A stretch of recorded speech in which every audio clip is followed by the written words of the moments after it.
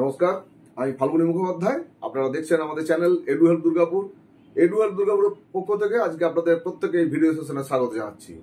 বিশেষ করে যারা ডক্টর, যারা পোস্ট গ্রাজুয়েট কোর্সগুলোর জন্য অ্যাপ্লাই করেছিলেন জেমাস পিজির মধ্যে দিয়ে, আপনাদের যে মেরিট লিস্ট সেটাও প্রকাশ হয়ে গিয়েছিল, কিন্তু আপনারা দীর্ঘদিন ধরে অপেক্ষা করছিলেন যে কবে কাউন্সিলিং হবে।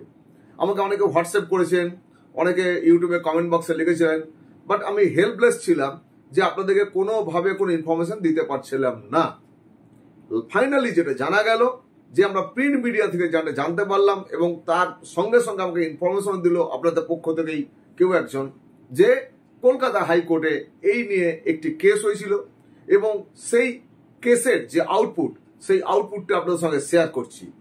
আমরা 22 মে 2025 এর যে print media, Bengali print media থেকে যেটা পেলাম, যে কলকাতা হাইকোর্টে আপনাদের পক্ষ থেকেই মামলা করা হয়েছিল, কয়েকজন ক্যান্ডিডেট মিলে মামলা করেছিলেন, এবং সেই মামলার যে আউটপুট সেটার জন্যই আজকে শেয়ার করা। কেন, আমাকে অনেকে বলেছেন, বা যে প্রথম হচ্ছে আমাকে খবরটা দিয়েছে তিনি বলেছেন যে সবাই তো জানবে না, সুতরাং আপনারা আদার প্রভিন্সের অর্থাৎ আউট অফ ওয়েস্ট বেঙ্গল যারা আছেন, যারা হিন্দিতে দেখছেন, ইংলিশে দেখছেন, তারা এই ধরনের ইনফরমেশন পাচ্ছেন না। সুতরাং জেমাস পিজির যে আপডেট সেটা আপনাদের সঙ্গে শেয়ার করছি। আপনারা একটু ব্যাপারে জেনে নিন যে কলকাতা হাইকোর্টে আপনাদের পক্ষ থেকে যে কেস মুভ করা হয়েছিল, সেই কেসের ভিত্তিতে গত 21 মে 2025 এ যে ভার্ডিক্ট দেওয়া হয়েছে, সেই ভার্ডিক্টের নির্যাস কি রয়েছে সেখানে আমরা দেখতে পাচ্ছি। এখানে বলা হয়েছে মেডিকেলের স্নাতকোত্তর অর্থাৎ পোস্ট গ্রাজুয়েট কোর্সগুলোর জন্য যে অ্যাডমিশন প্রসেস 2024 এবং তার যে কাউন্সিলিং, সেই কাউন্সিলিং করাতে পারেনি West Bengal university of health sciences. আমরা জানি যে এন্ট্রান্স এক্সামিনেশন অর্থাৎ জেমাস পিজি এই এন্ট্রান্স এক্সামিনেশন কন্ডাক্ট করে থাকে West Bengal joint entrance examination board, এবং এই কাউন্সিলিং প্রসেস এবং অ্যাডমিশন প্রসেস কমপ্লিট করে West Bengal university of health sciences. কিন্তু এই কাউন্সিলিং প্রসেস হয়নি। 22 মে যে প্রিন্ট মিডিয়াতে যে এসছে, সেটি বলা যে কলকাতা হাইকোর্টের ওবিসি সংরক্ষণ, ওবিসি রিজার্ভেশন যেটি ছিল, সেই রিলেটেড যে কেস, সেটা জয়েন্ট এন্ট্রান্স এক্সামিনেশন পরীক্ষার উত্তীর্ণ তালিকা আপনাদের যে মেরিট লিস্ট সেটাও হয়ে গিয়েছিল, বা 2024 এ আপনাদের যে পোস্ট গ্রাজুয়েট যে সমস্ত কোর্সগুলো রয়েছে, সেই কোর্সগুলোর জন্য আপনাদের কাউন্সিলিং হয়নি। তো এখানে জাজ কৌশিক চন্দ্র উনি একটি রায় দিয়েছেন এবং বলেছেন যে 2010 এর আগে যে 66 টাইটেল যারা ওবিসি ভুক্ত ছিল তারাই কেবলমাত্র থাকবে, এবং তার পরের গুলো বাদ দিয়ে হচ্ছে আপনাদেরকে মেরিট লিস্ট করতে হবে। এবং এই বিষয়ে কলকাতা হাইকোর্টের জাজেস তিনি যেটি বলেছেন যে এই যে রায়, এই যে নির্দেশ দেওয়া হচ্ছে, ডাইরেকশন দেওয়া হচ্ছে, সেই ডাইরেকশনের মধ্যে 40 ডেজের মধ্যে আপনাকে ওবিসির যে লিস্ট সেটি ঠিকঠাক ফাইনাল করে নিতে হবে, এবং নতুন করে যদি কিছু করতে হয় সেটা অ্যাসেম্বলিতে পাস করাতে হবে।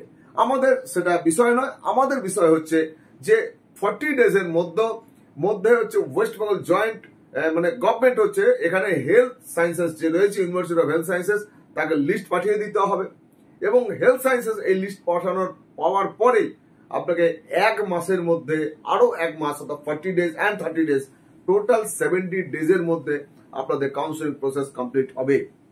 এবং এই ওবিসি যে ইস্যু, এই ইস্যুর জন্য অন্যান্য যে সমস্ত এন্ট্রান্স এক্সামিনেশন রয়েছে 2025 এর, আমরা জানি যে জেনফাস ইউজি তার টেন্টেটিভ আমাদের এন্ট্রান্স এক্সামিনেশন ডেট ছিল 25 মে 2025, বাট আমার মনে হয় যে এই কারণেই হচ্ছে এখনো পর্যন্ত জেনফাস ইউজি এর যে ফর্ম ফিল আপ এবং অ্যাপ্লিকেশন বা রেজিস্ট্রেশন প্রসেস, তার কিন্তু এখনো পর্যন্ত কোন রকম নোটিফিকেশন হয়নি। টেন্টেটিভ দেওয়ার পরেও সেই ডেট পেরোতে চলেছে।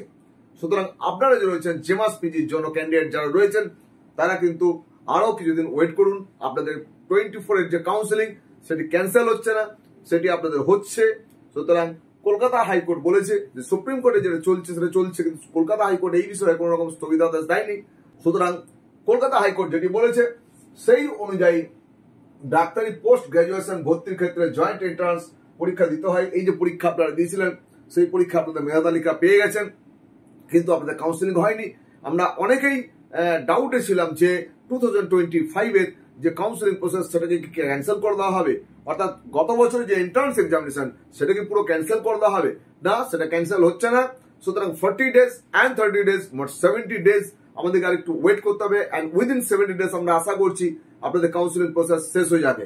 অর্থাৎ 40 ডেজের মধ্যে এই বিষয়টা ইউনিভার্সিটিতে চলে গেলে ইউনিভার্সিটি তাদের প্রসেস শুরু করবে এবং উইদিন 1 মান্থ আপনাদের কাউন্সিলিং হয়ে যাবে। সুতরাং এটা আপনাদের জন্য একটা আপডেট এবং আপনাদের উদ্যোগে আপনাদের এফোর্ট দেওয়ার জন্য এই জায়গা পর্যন্ত পৌঁছানো গেছে।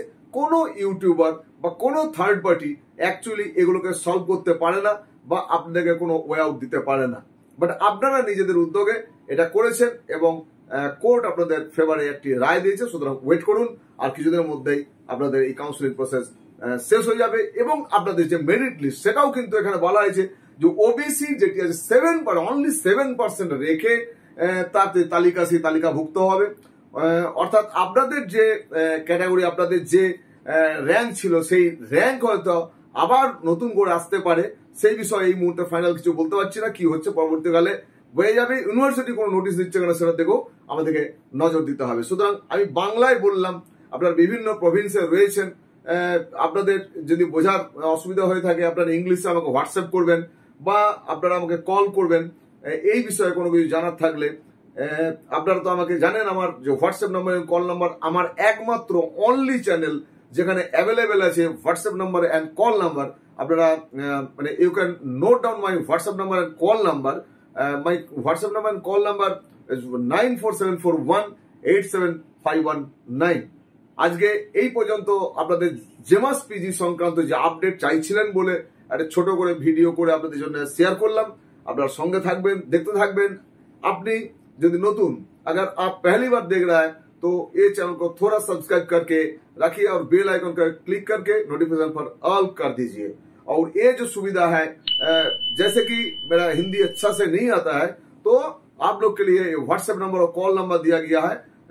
बात करने में कोई प्रॉब्लम नहीं होता है, लेकिन स्क्रीन के ऊपर जब हम हिंदी बोलते हैं तो अच्छा से नहीं आता है। I am sorry. तो अगला दिन में हम ट्राई करेंगे। तो अभी आज के যারা দেখলেন প্রত্যেকে আপনারা ভালো থাকবেন, আমাদের চ্যানেল দেখতে থাকবেন, আমাদের সঙ্গে থাকবেন। আপনাদের সহযোগিতা পেলে আগামী দিনে এই চ্যানেল আরো এগিয়ে যাবে, আপনাদের সঙ্গে থাকবে। প্রত্যেকে অনেক অনেক ধন্যবাদ, নমস্কার জানিয়ে আজকের এই ভিডিও এপিসোড শেষ করছি। সঙ্গে থাকুন, দেখতে থাকুন আমাদের চ্যানেল এডু হেল্প দুর্গাপুর।